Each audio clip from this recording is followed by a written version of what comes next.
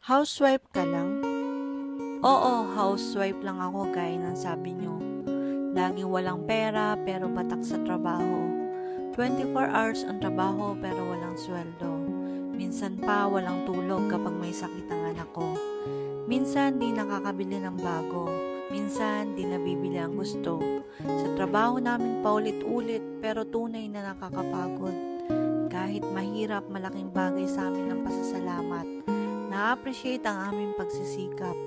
Minsan malungkot, minsan masaya. Halo-halo ang nadarama. Pero alam nyo, kahit housewife lang ako, napakatayang ng pangarap ko para sa mga anak ko. Minsan napapaisip akong magtrabaho kaso walang mag-aalaga sa anak ko.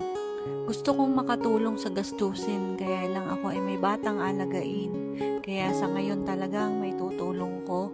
Alagaan mabuti ang pamilya ko. Pero sana one day makabalik ako sa trabaho para makatulong financially sa asawa ko. At sa asawa ko, salamat sa iyong pagsisikap. Hindi man marangya ang buhay natin, at least nakakaraos tayo para sa mga bata.